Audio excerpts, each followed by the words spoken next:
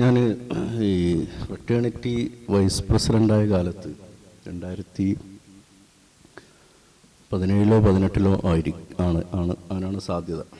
ഫറൂഖിൽ KEN-ൻ്റെ വീട്ടിൽ അദ്ദേഹത്തെ കാണാൻ പോയിരുന്നു. അന്ന് ഈ PR അഡ്വക്കസി വകുപ്പായതുകൊണ്ട് ആളുകളെ കാണുക സംസാരിക്കുക എന്നുള്ളതായിരുന്നു സംഘടന തന്നൊരു പണി. അപ്പോൾ ഫ്രറ്റേണിറ്റിയെ ആദ്യം രൂപീകരിച്ച് പ്രവർത്തനം ആരംഭിച്ചൊരു സമയമായതുകൊണ്ട് ഇവരോട് എന്താണ് ഫ്രറ്റേണിറ്റി എന്നൊക്കെയുള്ള സംഗതികൾ ഇങ്ങനെ സംസാരിച്ചു. അതിങ്ങനെ സംസാരത്തിനിടയിൽ പലതരം വിഷയങ്ങൾ കടന്നു വന്നു. അപ്പോൾ അദ്ദേഹം പറഞ്ഞൊരു സംഗതി, രാഷ്ട്രീയമായ പ്രതിരോധങ്ങൾ ആരായാലും നിർവഹിക്കണം. സ്വാഭാവികമായിട്ട് ഈ പോപ്പുലർ ഫ്രണ്ട് SDP പോലുള്ള ഒരു സംഗതിയിലേക്ക് ചർച്ച കടന്നു. പ്രതിരോധങ്ങൾ ഉണ്ടാവും, സ്വാഭാവികമാണ്. ഇപ്പോൾ CPM പ്രതിരോധിക്കുന്നു വെച്ചാൽ അദ്ദേഹം പറഞ്ഞത് CPM RSSകാരെ കൊല്ലുന്നു, അല്ലെങ്കിൽ CPM കോൺഗ്രസ്സുകാരെ കൊല്ലുന്നു, ലീഗുകാരെ കൊല്ലുന്നു, തിരിച്ചിങ്ങോട്ടും രാഷ്ട്രീയമായ ആക്രമണങ്ങളും കൊലപാതകങ്ങളൊക്കെ നടക്കുന്നു. ഇത് രാഷ്ട്രീയത്തിൽ വളരെ സ്വാഭാവികമാണ് എന്ന് പറഞ്ഞുകൊണ്ടാണ് അദ്ദേഹം സംസാരം തുടങ്ങിയത്. പക്ഷേ അദ്ദേഹം അതിൻ്റെ കൂടെ ഒരു ക്ലോസ് വെച്ചതെന്ന് വെച്ചാൽ, പക്ഷേ ഈ പ്രതിരോധം നിർവഹിക്കേണ്ടത് മതേതര ജനാധിപത്യ സംഘടനകളായിരിക്കണം, മതസംഘടനകളോ സമുദായ സംഘടനകളോ ആയിരിക്കരുത് എന്നൊരു കണ്ടീഷൻ അദ്ദേഹം സംസാരത്തിനിടയിൽ ഇങ്ങനെ വളരെ പ്രാധാന്യപൂർവ്വം പറയുകയുണ്ടായി. എന്ന് പറഞ്ഞുകൊണ്ടാണ് അദ്ദേഹം പറഞ്ഞത് SDP ആരേക്ക് അത് ചെയ്യരുത്, അതാര് ചെയ്തോളും, നിങ്ങൾക്ക് വേണ്ടി എല്ലാ വിഷയത്തിലും അവർ പറയുന്നത് പോലെ പിന്നെ RSSകാർ മുസ്ലിങ്ങളെ ആക്രമിക്കുന്നുണ്ടെങ്കിൽ RSSനോടുള്ളൊരു പ്രതിരോധം നിർവഹിക്കേണ്ടത് SDP-യോ അല്ലെങ്കിൽ അത്തരത്തിലുള്ള ഏതെങ്കിലും സംഘടനകളോ അല്ല, അത് CPM-ഉം കോൺഗ്രസും പോലെയുള്ള മതേതര ജനാധിപത്യ സംഘടനകൾ ചെയ്തുകൊള്ളുമെന്ന് ഇങ്ങനെ പറഞ്ഞു. അത് പറയാൻ കാരണം, ഇത് നേരത്തെ ചർച്ചയിലൊക്കെ ചിലപ്പം വന്നിട്ടുണ്ടാവും, എല്ലാ വിഷയത്തിലും എന്ന പോലെ ഇതിൻ്റെ ഒരു ആരിത് ചെയ്യണം, ആരാണ് ജനകീയ സമരം നിർവഹിക്കേണ്ടത്, ആരാണ് രാഷ്ട്രീയമായ സംഘാടനം നിർവഹിക്കേണ്ടത്, ആരാണ് രാഷ്ട്രീയമായ പ്രതിരോധം നിർവഹിക്കേണ്ടത്, ആരാണ് ഇസ്ലാമോഫോബിയയും ജാതി വിവേചന വിഷയങ്ങളുമൊക്കെ സമൂഹത്തിൽ ഉന്നയിക്കേണ്ടത്, സമരം നടത്തേണ്ടത്, ആരാണ് സംസാരിക്കേണ്ടത്. ഇത് ഇൻ ജനറൽ പറയുകയാണെങ്കിൽ നമ്മൾ പൊതുവേ കുഴപ്പമില്ല എന്ന് നമുക്ക് തോന്നുന്ന KEN-നെ പോലുള്ള ആളുകൾ പോലും പറയുന്നത് എന്താണെന്ന് വെച്ചാൽ, ഇത് നിർവഹിക്കാനുള്ള ഒരു അവകാശവും ഏജൻസിയും നിങ്ങൾ ഇവർക്ക് വകവെച്ച് കൊടുക്കണം എന്നുള്ളതാണ്. ഇടതുപക്ഷത്തിന് അല്ലെങ്കിൽ സോക്കോൾഡ് മതേതര ജനാധിപത്യ രാഷ്ട്രീയ സംഘടനകൾക്കും നേതൃത്വങ്ങൾക്കും വകവെച്ച് കൊടുക്കുകയും നിങ്ങൾ അതിൽ നിന്ന് മാറിയിരിക്കുകയും ചെയ്യുമ്പോഴാണ് ഇവിടുത്തെ മതേതരത്വം സംരക്ഷിക്കപ്പെടാതെ തകരാതെ കാത്തു സൂക്ഷിക്കപ്പെടുന്നത് എന്നുള്ളതാണ്. അപ്പോൾ അതിൽ SDP-യുള്ള രാഷ്ട്രീയ പ്രസ്ഥാനത്തോട് വെൽഫെയർ പാർട്ടിക്കുള്ള കൃത്യമായൊരു വിയോജിപ്പ്, അതിൻ്റെ ഒരു രീതി, പ്രവർത്തന ശൈലി, അത്തരം കാര്യങ്ങളൊക്കെ പലതരം വ്യത്യസ്തതകളുണ്ട്. അതുകൊണ്ടാണ് സംഘടനകൾ തന്നെ വ്യത്യസ്തമായി നിൽക്കുന്നത്. അതേസമയം പിന്നെ ഈ KEN പറഞ്ഞതിൻ്റെ ഒരു സംഗതി ഉണ്ടല്ലോ, അതായത് ഇത് വിശുദ്ധ കൊലകളും അവിശുദ്ധ കൊലകളും, അല്ലെങ്കിൽ ജനാധിപത്യ മതേതര കൊലപാതകങ്ങൾ, മതവർഗീയ കൊലപാതകങ്ങൾ, പൊതുസമൂഹം അംഗീകരിക്കേണ്ട കൊലപാതകങ്ങൾ, പ്രതിരോധങ്ങൾ, തള്ളിപ്പറയേണ്ട പ്രതിരോധങ്ങളും കൊലപാതകങ്ങളും, ഇങ്ങനെ ഒരു വർഗീകരണം നടത്തുകയാണ് ശരിക്കും ഇടതുപക്ഷം കാലങ്ങളായി. അത് ക്യാമ്പസിലാവുമ്പോൾ അത് SFI ആണ് അത് പറയുക, ക്യാമ്പസിന് പുറത്താകുമ്പോൾ അത് CPM പോലെയുള്ള ഇത്തരം സംഘടനകളും അതിനുവേണ്ടി നിലകൊള്ളുന്ന ആളുകളാണ് പറയുക. ഇത് വേറൊരർത്ഥത്തിൽ സംഘപരിവാറും ഇങ്ങനെ സംഘപരിവാർ പറയുന്നതിൻ്റെ മറ്റൊരു ശൈലിയിലാണ് ഇവർ പറയുന്നത്. എന്ന് വെച്ചാൽ, അപ്പുറത്തൊരു അപരനെ സൃഷ്ടിച്ചുകൊണ്ടാണ് സംഘപരിവാറിനും അതിൻ്റെ ദേശീയത, അല്ലെങ്കിൽ അവർ മുന്നോട്ട് വെക്കുന്നൊരു സാംസ്കാരിക ഫാഷിസത്തിൻ്റെ നിലനിൽപ്പ് തന്നെ ശരിക്ക് ഈ ഒരു അതറിനെ, അപ്പുറത്തൊരാളെ ഉണ്ടാക്കിക്കൊണ്ടാണ്. സംഘപരിവാർ നേതാക്കളുടെ പണ്ടേയുള്ള പ്രസംഗങ്ങൾ, എഴുത്തുകൾ, ഇപ്പോഴും അവർ തുടർന്നു വരുന്ന ഏത് വികസന പദ്ധതിയെക്കുറിച്ച് പറയുമ്പോഴും ഏത് പരിഷ്കരണത്തെക്കുറിച്ച് പറയുമ്പോഴും ഒരു സംഗതി അപ്പുറത്ത് നിർത്തിക്കൊണ്ടല്ലാതെ അവർക്കത് പറയാൻ സാധിക്കുകയില്ല. ആ ഭാഷയും ശൈലിയുമാണ് കേരളത്തിലെ ഇടതുപക്ഷം സ്വീകരിച്ചു കൊണ്ടിരിക്കുന്നത്, കേരളത്തിൽ SFIയും സ്വീകരിച്ചു കൊണ്ടിരിക്കുന്നത്. അതിൽ എല്ലായ്പ്പോഴും സമീപകാലത്തായി അപ്പുറത്ത് നിർത്തപ്പെടുന്ന രണ്ട് പേരുകളാണ് ഒന്ന് ജമാഅത്തെ ഇസ്ലാമി അല്ലെങ്കിൽ വെൽഫെയർ പാർട്ടി എന്നുള്ള പേരും, രണ്ടാമത്തേത് SDP എന്നുള്ള പേരും. യഥാർത്ഥത്തിൽ നമ്മൾ മനസ്സിലാക്കേണ്ടത് ഈ ആളുകൾ അങ്ങനെ തെറ്റിദ്ധരിക്കപ്പെടുന്നുണ്ടെങ്കിൽ അത് തിരുത്തി കൊടുക്കണം. എന്ന് വെച്ചാൽ ഈ സംഘടനകളല്ല യഥാർത്ഥത്തിൽ ഇടതുപക്ഷത്തിൻ്റെ പ്രശ്നം. താരതമ്യേന അറ്റാക്ക് ചെയ്യാൻ കുറച്ചുകൂടി വൾണറബിൾ ആയിട്ടുള്ള 2 പേരുകൾ അവരുപയോഗിക്കുന്നു എന്ന് മാത്രമേ ഉള്ളൂ. യഥാർത്ഥത്തിൽ ഇപ്പോൾ CPM പോലെയുള്ള സംഘടനകൾ പയറ്റിക്കൊണ്ടിരിക്കുന്നത്, സംഘപരിവാർ പയറ്റിക്കൊണ്ടിരിക്കുന്ന ഒരു സംഗതി അപ്പുറത്ത് വെച്ചുകൊണ്ട് ഇപ്പുറത്ത് വേറൊരു പരിസരവും ഒരു കൺസോൾട്ടേഷനും നിർവഹിക്കുക, സാധ്യമാക്കിയെടുക്കുക എന്നൊരു സംഗതിയാണ് ശരിക്ക് CPM ഇവിടെ നിർവഹിച്ചുകൊണ്ടിരിക്കുന്നത്. അതിന് തന്ത്രപരമായും എളുപ്പത്തിലും ഉപയോഗിക്കാവുന്ന 2 പേരുകൾ, SDP എന്നുള്ള പേരും ജമാഅത്തെ ഇസ്ലാമി എന്നുള്ള പേരും അല്ലെങ്കിൽ വെൽഫെയർ പാർട്ടി എന്നുള്ള പേരും അവരുപയോഗിക്കുന്നു എന്ന് നമ്മൾ അങ്ങനെയാണ് അതിൻ്റെ ഒരു കോറിൽ അതിനെ മനസ്സിലാക്കേണ്ടത് എന്നാണ് പിന്നെ തോന്നുന്നത്.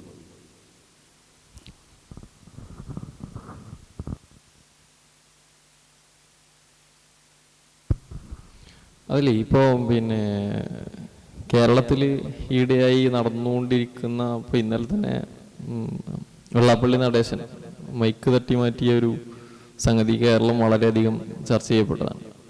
അപ്പോൾ അതിലുള്ള പിന്നെ ചോദ്യം, മലബാറിൽ ഞങ്ങൾക്ക് ഒന്നാമത്തത് അയാൾ പറയുന്നത് വസ്തുതാവിരുദ്ധമാണ്. മലബാറിൽ ധാരാളം ക്യാമ്പസുകൾ SNDPക്കുണ്ട്. എല്ലാ ജില്ലകളിലും ഒന്നെങ്കിലും പിന്നെ ക്യാമ്പസുകൾ SNDPക്കുണ്ട്. പക്ഷെ അത് പിന്നെ SNDP യോഗത്തിന്റെ ജനറൽ സെക്രട്ടറി വെള്ളാപ്പള്ളി നടേശൻ അത്തരം പ്രസ്താവനകൾ നിരന്തരമായി നടത്തിക്കൊണ്ടിരിക്കുന്നു. അപ്പോൾ കേരളത്തിന്റെ നമ്മുടെ ഒരു പിന്നെ ഇസ്ലാമോഫോബിയ കേരള രാഷ്ട്രീയ സാമൂഹിക പരിസരം, ഇതാണ് നമ്മുടെ ഒരു ചർച്ചയുടെ അടിസ്ഥാനം തന്നെ. അപ്പൊ അതിനകത്ത് പിന്നെ ഒന്ന് VS അച്യുതാനന്ദൻ ആണ് ഇതിന്റെ ഒരു തുടക്കക്കാരൻ കേരളത്തിൽ. അല്ലെങ്കിൽ EMS ഉണ്ട്.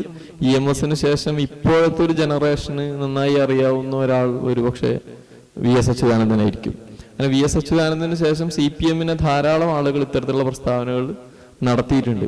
ഇപ്പോൾ പിന്നെ വെള്ളാപ്പള്ളി നടേശൻ നടത്തിക്കൊണ്ടിരിക്കുന്നതും ഒരു മുസ്ലിം വിരുദ്ധമായ, ഇസ്ലാമോഫോബിക്കായ, മുസ്ലിങ്ങൾ ഞങ്ങളൊന്നിനും സമ്മതിക്കുന്നില്ല, മലപ്പുറത്ത് ഇത്തരത്തിലുള്ള പ്രയാസങ്ങളുണ്ട്.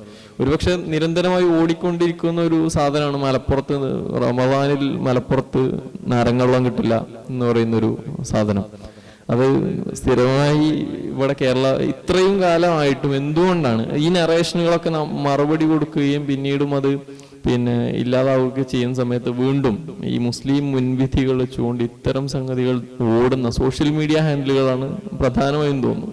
സമൂഹത്തിൽ അത്രത്തോളം ഉണ്ടോ എന്നുള്ളത് മറ്റൊരു ചോദ്യമാണ്. പക്ഷെ സോഷ്യൽ മീഡിയയിൽ ധാരാളമായി ഇപ്പോഴും മലബാറിൽ അങ്ങനെയുള്ള ആളുകളുണ്ട്, പ്രദേശങ്ങളുണ്ട്. പിന്നെ മുസ്ലിങ്ങളല്ലാത്ത ആളുകൾക്ക് ജീവിക്കാൻ പ്രയാസമുള്ള ഒരു ഏരിയയാണെന്ന് പറയുന്ന ഒരു ഇസ്ലാമോഫോബിക് അന്തരീക്ഷം ഇപ്പോഴും കേരളത്തിൽ നിലനിൽക്കുന്നുണ്ട്. അതിന് ആക്കം കൂട്ടുന്ന സംഗതികളാണ് ഇവരൊക്കെ ചെയ്തുകൊണ്ടിരിക്കുന്നത്.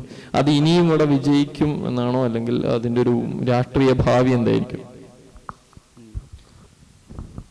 അതിൽ പിന്നെ കേരളത്തെക്കുറിച്ച് നമ്മൾ കുറേ കാലങ്ങളായി കേട്ടുകൊണ്ടിരിക്കുന്ന, നമ്മൾ തന്നെയും പലപ്പോഴും ചിലപ്പോഴൊക്കെ പറഞ്ഞു പോകുന്ന അവകാശവാദങ്ങളുണ്ട്. അതിലൊന്ന് എന്താണെന്ന് വെച്ചാൽ മതേതര കേരളം എന്ന കേരളം ഒരു മതേതരത്വത്തിൻ്റെ ഒരു ഭൂമിയാണ്. രണ്ടാമത്തത് വർഗീയവാദികൾക്ക് ഇവിടെ ഇടമില്ല. അത് പ്രധാനമായിട്ടും BJPയും സംഘപരിവാറിനെ ഉദ്ദേശിച്ചുകൊണ്ട് അവർക്ക് 1010 എന്നിങ്ങനെ കളിച്ചുകൊണ്ടിരിക്കുകയാണ് നിയമസഭയിൽ. അതുകൊണ്ട് RSSന് എന്താണ് ഈ ചാണകത്തിൽ ചവിട്ടാത്ത കാൽ എന്ന് പറയാറുണ്ടല്ലോ, അങ്ങനെ ഒരു പച്ചത്തുരുത്താണ് കേരളം. ആ രീതിയിൽ പിന്നെ വർഗീയ രാഷ്ട്രീയത്തിന് ഇടമില്ലാത്ത കേരളം. പിന്നെ നമ്മൾ പലപ്പോഴും ഉപയോഗിക്കുന്നൊരു വാക്കാണ് പ്രബുദ്ധ കേരളം. രാഷ്ട്രീയ പ്രബുദ്ധതയുള്ള ആളുകളാണ് കേരളത്തിലുള്ളത്. ഇങ്ങനെ ഒരുപാട് തവണ എഴുത്തിലും പ്രസംഗത്തിലുമൊക്കെ നമ്മൾ കാണുന്ന കേരളത്തെക്കുറിച്ച് സ്വയം വിശേഷിപ്പിക്കപ്പെടുന്ന ഈ ഇടതു പുരോഗമന കേരളം എന്ന് പറയാറുണ്ട്. അത് വലതുവശം ഭരിക്കുമ്പോഴും കോൺഗ്രസ്സുകാർ പോലും പ്രസംഗത്തിൽ ഉപയോഗിക്കുന്ന, അറിഞ്ഞോ അറിയാതെയോ വന്നു പോകുന്ന ഒരു പദപ്രയോഗമാണ്. ഞങ്ങളാണ് യഥാർത്ഥ ഇടതുവശം എന്നൊക്കെ പറയാറുണ്ട്, കോൺഗ്രസ്സുകാർ പറയാറുണ്ട്. അപ്പോൾ അത് എന്തുകൊണ്ടാണ് അങ്ങനെയുള്ള പ്രയോഗങ്ങൾ വരുന്നതെന്ന് വെച്ചാൽ ഇടതു പുരോഗമന കേരളം എന്നൊരു ബ്രാൻഡ് വാല്യൂ കേരളത്തിനുണ്ട്. മതേതര കേരളം, വർഗീയതക്കിടമില്ലാത്ത കേരളം, പ്രബുദ്ധ കേരളം എന്നൊക്കെ പറയും. പക്ഷേ നമ്മൾ ആലോചിക്കേണ്ടത് ഇന്ന് ഇന്ത്യയിൽ 6 സംസ്ഥാനങ്ങളിൽ പിന്നെ ലവ് ജിഹാദ് നിയമമുണ്ട്. 6 സംസ്ഥാനങ്ങൾ. ഉത്തർപ്രദേശിലുണ്ട്, മധ്യപ്രദേശ്, ഉത്തരാഖണ്ഡ്, ഹരിയാന, കർണാടക, ഗുജറാത്ത്. 6 സംസ്ഥാനങ്ങൾ. ഈ ലവ് ജിഹാദ് ലോയുടെ അതിനുവേണ്ട സകല ഇന്ധനവും അതിനുവേണ്ട റോ മെറ്റീരിയലും തയ്യാറാക്കി കൊടുത്തത് ഈ കേരളമാണ്. നേരത്തെ VS കുറിച്ചോ അല്ലെങ്കിൽ എന്ന് വെച്ചാൽ 2009 മലയാള മനോരമയിലാണ് ആദ്യമായിട്ട് സംഗതിയൊക്കെ വരുന്നത്. 2011 സർക്കാർ പോലീസ് അന്വേഷിച്ചിട്ട് അങ്ങനെ ഒരു സംഗതി ഇല്ല എന്നൊക്കെ തള്ളിക്കളഞ്ഞു. ഇതെവിടെ നിന്നാണ് വന്ന് ഇപ്പോഴും തിരുവമ്പാടിയിലെ CPM നേതാക്കൾ പറഞ്ഞുകൊണ്ട് നടക്കുന്ന സംഗതിയാണ് ലവ് ജിഹാദ് വിഷയം കേരളത്തിലുണ്ട് എന്നുള്ളത്. അപ്പോൾ നമ്മൾ പലപ്പോഴും പറയാറുള്ളത് പോലെ ഇതിൻ്റെ ഈ ലവ് ജിഹാദ് എന്ന് പറഞ്ഞാൽ ഇസ്ലാമോഫോബിക് പ്രോജക്റ്റാണ്. മുസ്ലിം കമ്മ്യൂണിറ്റിയെ വംശീയമായി അറ്റാക്ക് ചെയ്ത ഒരു വലിയ ഒരു സാമൂഹ്യ പദ്ധതിയായിരുന്നു യഥാർത്ഥത്തിൽ ലവ് ജിഹാദ് എന്നുള്ളത്. പക്ഷേ കേരളത്തിൽ ലവ് ജിഹാദ് ലോ ഉണ്ടോ എന്ന് വെച്ചാൽ ഇല്ല. പക്ഷേ ഇന്ത്യയിൽ 6 സംസ്ഥാനങ്ങളിൽ ആ ലോ ഉണ്ട്. ആ ലോക്ക് വേണ്ട എല്ലാ പരിസരങ്ങളും ഉണ്ടാക്കപ്പെട്ടത് കേരളീയ സമൂഹത്തിൽ നിന്നാണ്. കേരളത്തിൽ നിന്നുള്ള ഇടതുപക്ഷ നേതാക്കൾ അടക്കമുള്ള ആളുകൾ അതിൽ വലിയ പങ്ക് വഹിച്ചിട്ടുണ്ട് അങ്ങനെ ഒരു അന്തരീക്ഷം നിർമ്മിക്കുന്നത്. അപ്പോൾ ഇസ്ലാമോഫോബിയ, ഞാൻ അതിൻ്റെ ഉദാഹരണം പറഞ്ഞെന്ന് മാത്രമേ ഉള്ളൂ. ഇസ്ലാമോഫോബിയ എന്നുള്ളത് സമൂഹത്തിൽ വളരെ എസ്റ്റാബ്ലിഷ് ചെയ്യപ്പെട്ടൊരു സംഗതിയാണ്. നമ്മൾ സോഷ്യൽ മീഡിയയിൽ മാത്രമാണെന്ന് ഞാൻ കരുതുന്നില്ല. നമ്മൾ സാധാരണ മനുഷ്യനോട് നമ്മൾ സംസാരിച്ചാൽ കേരളത്തിൽ ഇപ്പോൾ വളരെ നോർമലൈസ് ചെയ്യപ്പെട്ട ഒരു സംഗതിയായിട്ട്, ഒരു വംശീയ പ്രശ്നമായിട്ട് ഇസ്ലാമോഫോബിയ മാറിക്കഴിഞ്ഞിട്ടുണ്ട്. അതിൻ്റെ ഉദാഹരണം എന്താണെന്ന് വെച്ചാൽ, വേറൊരു ഉദാഹരണം എന്താണെന്ന് വെച്ചാൽ, പിന്നെ ആലപ്പുഴ ജില്ലയിലെ ഒരു മസ്ജിദ് കമ്മിറ്റി കഴിഞ്ഞ റമളാനിൽ ആ പള്ളിയിലേക്ക് ഇതര മതത്തിൽപ്പെട്ട ആളുകളൊക്കെ വിളിച്ചുകൊണ്ട് അവിടുത്തെ ജമാഅത്തെ ഇസ്ലാമി നടത്തിയൊരു പരിപാടിയാണ്. അപ്പോൾ അത് ഞാൻ ലൈവിൽ ഇങ്ങനെ ബസ്സിൽ വെച്ച് കണ്ടിരുന്നു ആ പരിപാടി. അപ്പോൾ അതിൽ പങ്കെടുത്തൊരു ഫാദർ, അദ്ദേഹം വളരെ നിഷ്കളങ്കമായി സംസാരിക്കുന്ന ഒരു സംഗതിയുണ്ട്. എന്താണെന്ന് വെച്ചാൽ അദ്ദേഹം പറയുകയാണ്, ഞാനിവിടെ വന്നപ്പോൾ എനിക്ക് നോമ്പ് തുറന്നു കഴിഞ്ഞുള്ള പരിപാടിയാണെന്നാണ് എൻ്റെ ഓർമ്മ. പിന്നെ ഈത്തപ്പഴവും ഇതൊക്കെ തന്നു, ഡ്രൈ ഫ്രൂട്ട്സൊക്കെ തന്നു. ഞാനത് കഴിച്ചില്ല, കാരണം അതെങ്ങാനും ഹലാലായിരിക്കുമോ എന്ന് ആശങ്കപ്പെട്ടുകൊണ്ട് ഞാൻ കഴിച്ചില്ല. ചിരിച്ചുകൊണ്ടാണ് അദ്ദേഹം പറയുന്നത്, സരസമായിട്ടാണ് സംസാരിക്കുന്നത്. അപ്പം അന്ന് എന്താണെന്ന് വെച്ചാൽ കേരളത്തിൽ K. സുരേന്ദ്രൻ്റെ നേതൃത്വത്തിൽ ഹലാൽ ഡിബേറ്റ് കേരളത്തിൽ വളരെ സജീവമായി നടന്നുകൊണ്ടിരിക്കുന്ന ഒരു സമയമാണ്. അതിൻ്റെ ഒരു പശ്ചാത്തലം അറിയാലോ, കാസർഗോഡോ മറ്റോ ഒരു വലിയ പരിപാടിക്ക് ചെമ്പിൽ ബിരിയാണി വെക്കുന്ന ഒരു ഉസ്താദ് പോയിട്ട് ഊതിയതാണ്. ആ വീഡിയോ വന്നപ്പം തുപ്പിയതാണ് എന്ന്, കാരണം ഊതുന്നത് തുപ്പിയതാണ് എന്ന് എൻ്റെ അന്ന് K. സുരേന്ദ്രൻ തിരുവനന്തപുരം സെക്രട്ടേറിയറ്റിന് മുമ്പിൽ നടന്ന പരിപാടിയിലാണ് പ്രസംഗിച്ചത്. തുപ്പിയ ഭക്ഷണമാണ് ഹലാൽ ഭക്ഷണം എന്ന രീതിയിൽ. പിന്നെ അതിനെ ഏറ്റെടുക്കുന്നത് കാസയാണ് കേരളത്തിലെ എല്ലാ നഗരങ്ങളിലെയും ഹലാൽ റെസ്റ്റോറൻറ്റുകൾ, നോൺ ഹലാൽ റെസ്റ്റോറൻറ്റുകളുടെ ലിസ്റ്റ് പ്രസിദ്ധീകരിക്കുന്നത്. ഇങ്ങനൊരു ഭയങ്കരമായൊരു അന്തരീക്ഷം അന്ന് നിലവിലുണ്ടായിരുന്നു. അപ്പോൾ ഈ ഫാദർ പറയുകയാണ്, ഹലാൽ ആകുമോ എന്ന് പേടിച്ചുകൊണ്ട് ഞാൻ എന്ത് ചെയ്തില്ല. ആളുകൾക്ക് ഇങ്ങനെ ചിരിക്കുന്നുണ്ട്, ചിരിക്കലൊരു ഗതികേടാണ്, കാരണം ഈ മനുഷ്യൻ തമാശയായിട്ട് ചിരിച്ചുകൊണ്ടാണ് ഇത് പറയുന്നത്. എനിക്ക് കരിക്ക് വന്നു, ഞാനത് കുടിച്ചു, കാരണം അത് അടച്ചിട്ടാണല്ലോ, അതിലാരും തുപ്പാൻ സാധ്യതയില്ലല്ലോ, അതുകൊണ്ട് അത് ഞാൻ വിശ്വസിച്ച് കുടിച്ചു. നിങ്ങളെ സുഹൃത്തുക്കളായ ആളുകളോടൊക്കെ സംസാരിച്ച് നോക്കിയാൽ ഇങ്ങനെ ഈ മദ്രസാധ്യാപകർക്ക് സർക്കാരിൻ്റെ പൈസ ഇത് കിട്ടുന്നുണ്ട് എന്ന് വിശ്വസിക്കുന്ന ധാരാളക്കണക്കിന് ആളുകൾ സമൂഹത്തിലുണ്ട്, വളരെ സാധാരണക്കാരായ ആളുകൾ. ഹലാൽ എന്ന് പറഞ്ഞാൽ തുപ്പിയ ഭക്ഷണമാണ് എന്ന് വിശ്വസിക്കുന്ന ധാരാളക്കണക്കിന് ആളുകൾ നിങ്ങൾക്ക് കണ്ടെത്താൻ പറ്റും. ഏത് വിഷയത്തെ സംബന്ധിച്ച്, താടി, മഫ്ത, അല്ലെങ്കിൽ ഈ നാർക്കോട്ടിക് ജിഹാദ്, ലവ് ജിഹാദ്, ഇതൊക്കെ ഇങ്ങനെ സംഘപരിവാർ അല്ലെങ്കിൽ അതിൻ്റെ ഓരം പിടിച്ചു ചേർന്ന് ഇവിടെ പടച്ചുവിടുകയും പ്രചരിപ്പിക്കുകയും ചെയ്ത് ഇത്തരം എല്ലാ ഇസ്ലാമോഫോബിക് പ്രൊപ്പഗണ്ടകളും യഥാർത്ഥത്തിൽ സമൂഹത്തിൽ നിലനിൽക്കുന്നുണ്ട്. അത് ഇല്ലാതിരിക്കുവാനുള്ള സാധ്യതക്കുറവ് ഇല്ലാതില്ല എന്നൊക്കെ വിശ്വസിക്കുന്ന ആളുകളൊക്കെ നമുക്ക് കാണാൻ പറ്റും. അതുകൊണ്ട് അതൊരു സോഷ്യൽ മീഡിയയിൽ ഇതിൻ്റെ റോളുണ്ട്. പക്ഷേ അതൊരു സോഷ്യൽ മീഡിയ പ്രതിഭാസം മാത്രമല്ല, അത് സമൂഹത്തിൻ്റെ ഉള്ളിലേക്ക് വളരെ ഗുരുതരമായ രീതിയിൽ തന്നെ ആളുകളിലേക്ക് ഇഞ്ചക്ട് ചെയ്യപ്പെടുകയും ആളുകൾ അതിന് വിധേയപ്പെടുകയും ചെയ്ത ഒരു സമൂഹമായിട്ട് കേരളീയ സമൂഹം മാറിക്കഴിഞ്ഞു. അപ്പോൾ അതെന്താണ് ചെയ്യുക? നമ്മളിങ്ങനെ നമ്മൾ കുറേ കാലമായി പറയുന്നുണ്ട്, എന്താണ് ഇതിന് ചെയ്യാന്ന് വെച്ചാൽ, ഇതിന് ഇടതുപക്ഷം സ്വീകരിക്കുന്ന രീതിയുണ്ട്. ഇപ്പോൾ ഈ ഹലാൽ വിവാദം നടന്നപ്പോൾ തന്നെ A. റഹീം രാജ്യസഭാ MP അദ്ദേഹം ചെയ്തത് എന്താണ് നിങ്ങൾ കണ്ടിട്ടുണ്ടോ? അദ്ദേഹം കോഴിക്കോട് ടൗണിലെ പാരഗൺ ഹോട്ടലിൽ പോയിട്ട് പിന്നെ ബീഫ് തിന്നുകയാണ് അദ്ദേഹം. ബീഫ് ഓർഡർ ചെയ്ത് അദ്ദേഹം സുഹൃത്തുക്കളും ബീഫ് ഓർഡർ ചെയ്ത ഫോട്ടോ ഒരു സെൽഫി എടുത്തിട്ട് ഭക്ഷണത്തിന് മതമില്ല എന്ന് പറഞ്ഞിട്ട് എന്ത് ചെയ്യാണ്, പോസ്റ്റ് ചെയ്യാണ്. ഭക്ഷണത്തിന് മതമില്ല. DYFI കേരളത്തിൽ വ്യാപകമായി ചെയ്ത പരിപാടി എന്താണെന്ന് വെച്ചാൽ, ഈ ഹലാൽ വിവാദം ഉണ്ടായപ്പോൾ തന്നെ DYFI ചെയ്ത പരിപാടി വെച്ചാൽ സെക്യുലർ ഫുഡ് ഫെസ്റ്റുകൾ നടത്തുക എന്നുള്ളതാണ്. അപ്പോൾ എന്താണ് ഈ സെക്യുലർ ഫുഡ് ഫെസ്റ്റ് എന്ന് വെച്ചാൽ, ഭക്ഷണ കൗണ്ടർ ഉണ്ടാവും മലപ്പുറം ടൗണിൽ, ബീഫിൻ്റെ കൗണ്ടർ ഉണ്ടാവും, തൊട്ടപ്പുറത്ത് എന്തിൻ്റെ കൗണ്ടർ ഉണ്ടാവും, ബീഫിൻ്റെ കൗണ്ടർ പാർട്ട് എന്താണ്, പോർക്കാണ്. ആരാണ് ഈ കൗണ്ടർ പാർട്ട് ഉണ്ടാക്കിയത്?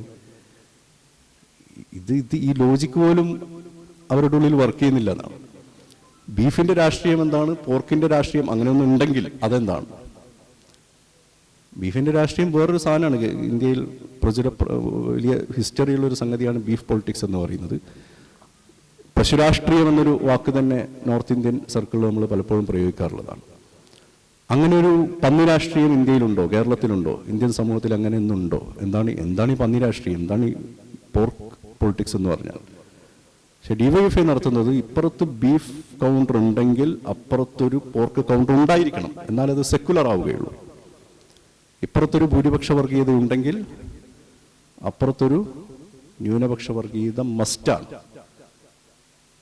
RSSനെ വിമർശിക്കണമെങ്കിൽ ഞങ്ങൾ RSSനെ മാത്രമല്ല ജമാഅത്തെ ഇസ്ലാമിയെയും വിമർശിക്കുന്നു എന്ന് പറയൽ മസ്റ്റാണ്. അത് പറയാതെ ഉള്ള ഒരു വർഗീയതാ വിരുദ്ധ, വംശീയതാ വിരുദ്ധ, ആന്റി ഫാഷിസ്റ്റ് പൊളിറ്റിക്സ് പറയാൻ അവർക്ക് സാധിക്കുന്നേയില്ല. ഒരു ഘട്ടത്തിലും അത് നിങ്ങൾക്ക് കാണാൻ സാധിക്കില്ല എന്നുള്ളതാണ് അവരുടെ ഒരു രാഷ്ട്രീയത്തിൻ്റെ, അല്ലെങ്കിൽ അവർ സ്വയം ഉന്നയിക്കുന്ന സംഘരാഷ്ട്രീയത്തിൻ്റെ ഒരു വലിയ പരിമിതി എന്ന് പറയുന്നത്. അത് ന്യൂനപക്ഷ ഭൂരിപക്ഷ വർഗീയത എന്ന പദപ്രയോഗത്തിന് തന്നെ, ഒരു ഉപയോഗിക്കുന്ന പദപ്രയോഗത്തിന് തന്നെ പ്രശ്നമുണ്ട്. ഭൂരിപക്ഷ വർഗീയത എന്നാണ് നമ്മൾ ഉപയോഗിക്കേണ്ടത്. വർഗീയതയേക്കാൾ കൂടുതൽ ഇൻറ്റൻസീവായിട്ടുള്ള വംശീയത എന്ന പദപ്രയോഗം, ഇത് രണ്ടും തമ്മിലുള്ള വ്യത്യാസം എന്താണ്? സംഘപരിവാറിൻ്റേത് വർഗീയത, കേവല വർഗീയതയാണോ വംശീയതയാണോ എന്ന ഒരു ഡിബേറ്റ്. അപ്പുറത്ത് ഇമാജിനറി ആയിട്ടുണ്ടാക്കുന്ന ഒരു ന്യൂനപക്ഷ വർഗീയത, ഇത് രണ്ടിനെയും തുലനം ചെയ്യുക. ഇങ്ങനെയുള്ള അങ്ങേയറ്റത്തെ രാഷ്ട്രീയ അബദ്ധത്തിലാണ് CPM-ഉം അതിൻ്റെ എല്ലാ സംഘടനകളും പൊളിറ്റിക്സിനെ അവർ ലീഡ് ചെയ്തുകൊണ്ടേയിരിക്കുന്നത്. അപ്പോൾ ഇസ്ലാമോഫോബിയ അഡ്രസ്സ് ചെയ്യുന്നതിൽ ഞാൻ ആദ്യമായി ഇസ്ലാമോഫോബിയ എന്ന ഒരു ബോർഡ് ഇടതുപക്ഷ സംഘടനകൾ ഉയർത്തിപ്പിടിക്കുന്നത് കണ്ട് ഡൽഹിയിലാണ്. കേരളത്തിൽ ഇപ്പോഴും അവർ ഉയർത്തിപ്പിടിക്കാൻ തുടങ്ങിയിട്ടുണ്ടോ എന്ന് അറിയില്ല. ഡൽഹിയിൽ SFI ഉയർത്തിയിട്ടുണ്ട്. ഫാത്തിമ ലത്തീഫ് വിഷയത്തിലാണ് ആദ്യമായിട്ട് അതൊരു ഇസ്ലാമോഫോബിയ എന്നൊരു സംഗതി. അതിനു മുമ്പ് അവർ പറഞ്ഞുകൊണ്ടിരുന്നത് എന്താ? Islamophobia is A academic jargon എന്നാണ്. അക്കാഡമിക് ജാർഗൺ എന്ന് വെച്ചാൽ നിങ്ങൾ ദുർഗ്രാഹ്യമായത് എന്നാണ് അതിൻ്റെ അർത്ഥം. എന്ന് വെച്ചാൽ ഇസ്ലാമോഫോബിയ നിങ്ങൾ പറഞ്ഞുകൊണ്ടിരിക്കുന്നുണ്ടല്ലോ, നിങ്ങൾ പറയുന്നത് ഞങ്ങൾക്ക് മനസ്സിലാകുന്നില്ല എന്നാണ് അവർ പറഞ്ഞുകൊണ്ടിരിക്കുന്നത്. പക്ഷെ അവർ കാലക്രമത്തിൽ അവരത് ഉപയോഗിച്ച് തുടങ്ങിയിട്ടുണ്ട്. വളരെ വളരെ വൈകിട്ടാണെങ്കിലും ഇസ്ലാമോഫോബിയ എന്നൊരു വിഷയം ഇവിടെ ഉണ്ടോ എന്നുള്ളത് ഏറ്റവും കുറഞ്ഞത് ഡൽഹി SFI എങ്കിലും ബോർഡിൽ എഴുതിയിട്ട് സമരങ്ങളൊക്കെ ഉപയോഗിച്ച് തുടങ്ങിയിട്ടുണ്ട്. ഇത്തരം ഒരു ലെൻസിൽ കൂടി മാത്രം കാര്യങ്ങൾ നോക്കിക്കാണുക, മറ്റ് ലെൻസുകൾ ഉപയോഗിക്കാതിരിക്കുക. സാമൂഹ്യ പ്രശ്നങ്ങൾ ഒരു ആംഗിളിൽ മാത്രം നോക്കിക്കാണുക, ബാക്കി എല്ലാ ആംഗിളുകളെയും നിരാകരിക്കുക എന്നതാണ് അവരുടെ രാഷ്ട്രീയത്തിൻ്റെ പരിമിതി എന്ന് പറയുന്നത്. അപ്പോൾ ഇതിൻ്റെ പരിഹാരം എനിക്ക് തോന്നുന്നത്, അത് ഇടതുപക്ഷമായാലും ആരായാലും, പുതിയ കാലത്തെ വളരെ ഗൗരവത്തിലുള്ള ഒരു സാമൂഹ്യ രാഷ്ട്രീയ പ്രശ്നമായിട്ട് ഇസ്ലാമോഫോബിയെ അംഗീകരിക്കുകയും ഇസ്ലാമോഫോബിയക്കെതിരായിട്ടുള്ള ഒരു പ്രതിരോധവും പോരാട്ടവും ഇല്ലാത്ത രാഷ്ട്രീയം, ഒരു ഒരു ഒരു ബേസില്ലാത്ത രാഷ്ട്രീയമായിട്ട് അതിനെ മനസ്സിലാക്കുകയും ചെയ്യുക എന്നുള്ളതാണ്. ഇപ്പോൾ കേരളീയ നവോത്ഥാനവുമായിട്ട് ബന്ധപ്പെടുത്തിയിട്ട് നമ്മൾ പലപ്പോഴും പറയാറുണ്ട്. കേരളീയ നവോത്ഥാനം എന്ന് പറയുന്ന ഒരു സംഗതി എന്താണെന്ന് വെച്ചാൽ, കേരളീയ നവോത്ഥാനത്തിൻ്റെ പ്രധാനപ്പെട്ട ഉള്ളടക്കം എന്താണ്? ജാതി വിരുദ്ധതയായിരുന്നു. ഇപ്പോൾ കേരളീയ നവോത്ഥാന നായകരെന്ന് വിളിക്കപ്പെടുന്ന മനുഷ്യന്മാരൊക്കെ മഹാത്മായങ്കാളി, അല്ലെങ്കിൽ പൊയ്കയിലപ്പച്ചൻ, അല്ലെങ്കിൽ ശ്രീനാരായണ ഗുരു, ഇങ്ങനെയുള്ള ആളുകളൊക്കെ അവരൊക്കെ നടത്തിയ ഇടപെടലുടെ പ്രധാന ഉള്ളടക്കം ജാതി വിവേചനത്തിനെതിരെയുള്ള പോരാട്ടമായിരുന്നു. അപ്പോൾ അതിൻ്റെ സംഗതി എന്താണെന്ന് വെച്ചാൽ, ഒരു കാലത്ത് സമൂഹം വളരെ നോർമലൈസ് ചെയ്തൊരു സംഗതി എന്ന് വെച്ചാൽ, നടക്കുമ്പോൾ അപ്പുറത്തോട്ടാണ് നടക്കണം, അത് വളരെ നോർമലാണ്. അതാളുകൾ എന്താ ഇങ്ങനെയെന്നൊന്നും അതിശയപ്പെട്ടിരുന്നില്ല. വിദ്യാഭ്യാസം നിഷേധിക്കപ്പെടുന്ന, കൂലി നിഷേധിക്കപ്പെടുന്ന, ഭൂമി നിഷേധിക്കപ്പെടുക എന്നൊക്കെ പറഞ്ഞാൽ, ഈ ജാതി വിവേചന യാഥാർത്ഥ്യം നോർമലൈസ് ചെയ്യപ്പെട്ടൊരു സമൂഹത്തിലാണ് അതിനെതിരെയുള്ളൊരു പ്രതിരോധം ഈ മനുഷ്യന്മാർ ഉയർത്തിക്കൊണ്ടുവരുന്നു. ഒഴുക്കിനെതിരെയുള്ളൊരു പോരാട്ടം. അപ്പം അതുമായി ബന്ധപ്പെട്ട് നമ്മൾ ഇസ്ലാമോഫോബിയ മനസ്സിലാക്കിയാൽ ഇസ്ലാമോഫോബിയ ഇന്ന് വളരെ നോർമലൈസ് ചെയ്യപ്പെട്ടുകൊണ്ടിരിക്കുകയാണ്. ഈ നോർമലൈസ് ചെയ്യപ്പെട്ടുകൊണ്ടിരിക്കുന്ന സാഹചര്യത്തിൽ ഒരു ആൻറ്റി ഇസ്ലാമോഫോബിക് പൊസിഷൻ പബ്ലിക്കായി സ്വീകരിക്കുക എന്ന് പറയുന്നതാണ് യഥാർത്ഥത്തിൽ കേരളീയ നവോത്ഥാനത്തിൻ്റെ സമകാലികമായ തുടർച്ച എന്ന് പറയുന്നത്. ഇത് സ്വീകരിക്കാതെ, ഇതിനോട് എൻഗേജ് ചെയ്യാതെ നിങ്ങൾക്ക് പുതിയ കാലത്ത് പൊളിറ്റിക്സ് അതിൻ്റെ ഒരു സത്തയോടുകൂടിയും യാഥാർത്ഥ്യബോധത്തോടുകൂടിയും ആത്മാർത്ഥമായും പ്രാക്ടീസ് ചെയ്യാൻ സാധിക്കുകയില്ല. ഇന്ത്യയിൽ ഏറ്റവും ഗുരുതരമായ രാഷ്ട്രീയ സാമൂഹ്യ പ്രശ്നമായിട്ട് ഇസ്ലാമോഫോബിയ അംഗീകരിക്കാത്ത എല്ലാ പൊളിറ്റിക്സുകളും വളരെ വീക്കായിരിക്കും, ഉള്ളടക്കമില്ലാത്തതായിരിക്കും, ആത്മാർത്ഥമില്ലാത്തതായിരിക്കും.